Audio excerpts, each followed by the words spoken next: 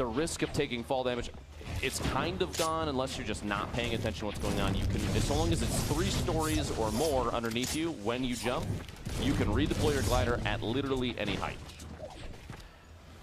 Again, we're going ahead and getting the elimination feed here for you guys here soon, getting that all worked on out. But back over towards Retail Row, everyone who moved on in early looking to gatekeep players who have the zone at their back. The Make It Rain bonus still active for another 3.5 minutes. You see there, Giganza and Vilex now. This is what I'm talking about with these quick edits. See how they just keep claiming areas? You don't want to just have one little 1x1, and look at the shields in the inventory.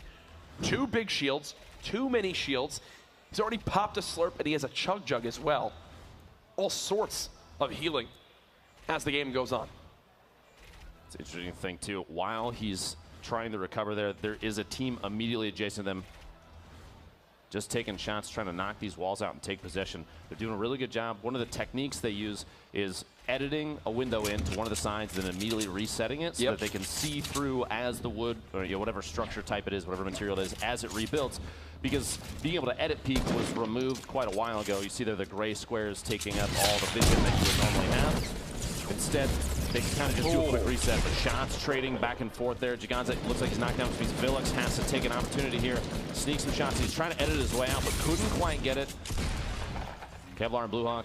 Jeez. Securing. Look at it's just apparently it's like chug jugs just everywhere that are on the ground. I got minis on me. You hear that? Minis on me. Chug jug. I'm popping all these. Chug jugs they're a double-edged sword because late game it's really tough to be able to take those 15 seconds to pop that chug jug. It's a big risk. Plus, these players, they can hear the use time. So as soon as they know someone around them is popping, if they're maybe through a layer or two and you're close enough to hear just the sound of drinking the chug jug, they'll get aggressive and push. They'll cancel it. They might not even push all the way into the box of their opponent's in using the chug jug, but just enough to get them to stop. Like we were talking about before, guy like Super Evan taking an opportunity to just fly away. That movement mechanic, since the removal of bouncers, has kind of changed things up. Just another way that players are going to traverse the map in the middle of these big pushes. No, this changed everything. Look, these guys from TK, they can just build on up and not have a care in the world and then begin to jump on off and glide towards the zone. They could not be further away, though, folks, as this rotation is going to be rough already. Frankie getting tagged on up, Johan just behind. Here comes the zone. The storm now closing. This is tough. Only 170 brick left for God. And there you go. The glide comes on in. 1 minute left on the Make It Rain bonus. Looks like he's going to swoop directly in on a team that almost had no idea that he was there, but gets caught off guard by a quick 180 shotgun. Quick couple of limbs in. You see the fist bump coming on out. Icy and Okrit are there as well. The storm closing. Still, we had 66 players, now down to 59 with this one zone, and this is where the game begins to collapse quite quickly. Icy trying to move on through. You see Okrit getting tagged from up top. He's trying to build himself roofs. I believe this is still Tiefu and Cloaksy. The stinks, absolutely great to force your opponent out of position.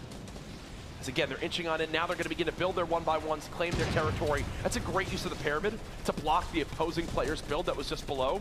He doesn't want the player to be able to edit out that floor, so they pyramid above it to give that extra bit of protection. They've got to claim that floor. Yep, beautifully done. Replacement, like you said, just puts it immediately on top. Any of those non-possessed floors, like that natural roof right there, they're gonna edit, they're gonna destroy it and replace it immediately. Because, like I said, ownership of these services is huge. Yep. When you're starting to build up around other teams, you see multiple teams, like you said, Tiefu and Cloak still on the top. He's got the heavy sniper as well. My gosh, we've seen what Tiefu can do with this weapon. Just barely missed that shot. Now the Make It Rain bonus area did just end. We'll have updates for you guys at the end of the game of who winds up taking that home, or if someone winds up taking it home. Yes, that is very key. If two teams tied on elimination count, they're going to roll over to the next game. Tiefu gets a shot there on Flowers, gets the elimination. Absolutely 3 for this squad. That should be a point now for Tiefu and Cloaksy. They are on the board. Remember, Cloak got those first 2 eliminations. Now, I believe it's almost time for them to go. Now that heavy sniper is more than just the utility for getting eliminations at range. You'll see if we get to the late game and Tiefu is built up directly next to someone, they'll use it as a breaching tool too, because it will one-shot any surface that a player builds up. Now, There's that cloak. Tiefu and Cloak are going to go for the deploy on the glider there, try and get immediate height advantage of the team underneath. These guys are, they always, I feel like, have a top-down view of everybody. But big this shots time, on Tiefu. He just got rocked right there. Going to go ahead and pop these minis and the slurp. We'll put him at around 145 total HP in there. Great use of bandages. The slurp will, if he can get these bandages up to 75, the slurp will fully get him back at 200 HP. Cloak's just protecting him right now. Do everything he can while Tiefu's trying to heal back up. And it looks like there is a team pushing up immediately to the northwest. They're going to build up. Now, because of the glider change, these fights can play out a little differently than we've seen in the past. A lot different. Tiefu and Cloak, if they feel like they're going to get shot down, maybe somebody's going to get the height advantage on them, they could just jump off and glide away. Yep. No, that's completely changed how the game is played now. This would be almost certain death being this high up with so many players around. There's a look at the match stats right now. Almost 20 minutes into this game, still 49 players left, which is just absolutely nuts. We've seen pretty stacked lobbies like this in the past. We're getting ready for that storm to move here in 12 seconds. Guarantee you Tiefu and Cloak are going to take that glider. This is that high ground. Actually, Tiefu and Cloak are split. They have Crit is stacked between them in the tower that they're in. I'm assuming Crit's teammate is down below at the very bottom. But see, Cloak still has a rift to go, so I'm wondering if they use the rift to go right now to get, you know, easy rotations. It looks like they're going to try to farm a limbs right here. Some great tags, players beginning to glide. Everyone now soaring through the air as it's an all-out race for this next zone. Waiting, dropping down right at the perfect time. Now Cloaksy on the ground, looks to try to claim one area as his own. This is where the lobbies begin to drop quick. Take a look at that player number on the right side of your screen. Still 30 seconds on this rotation. Nice now down, Ashton now down. You see Bartonologist has been eliminated. The lobby beginning to drop like flies as everyone has begun an all-out assault, Lupo, and this is honestly how you expect it to go. Now the zone, the travel distance in the zone was so far that no one had an opportunity to drop straight into the next safe zone and build up.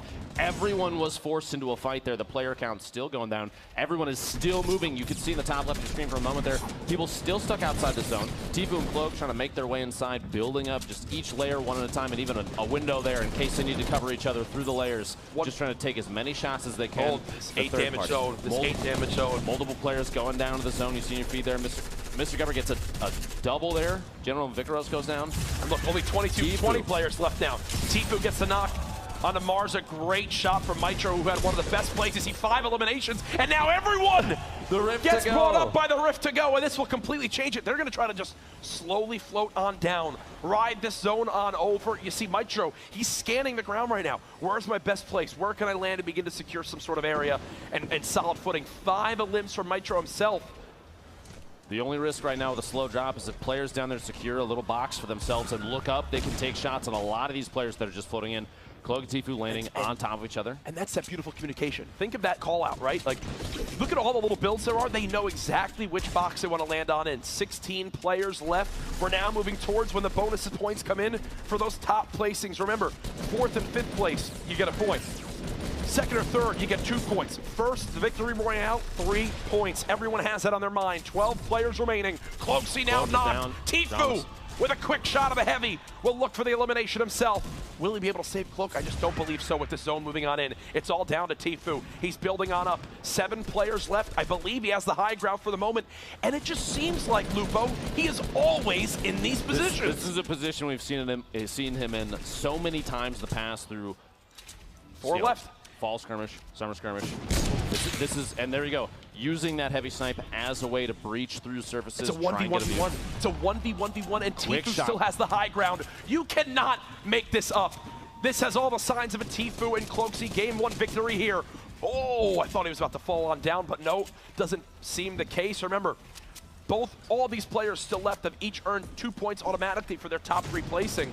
But who will get the extra point for the Victory Royale? The zone moving on in. Only 29 health for Mitro. This zone will chunk him on down. There's the quick shot from Hero. The double barrel's so good. 1v1. Tiefu looks like he's ready for the heal. It's not going to come on in. Tiefu blocked by the tree.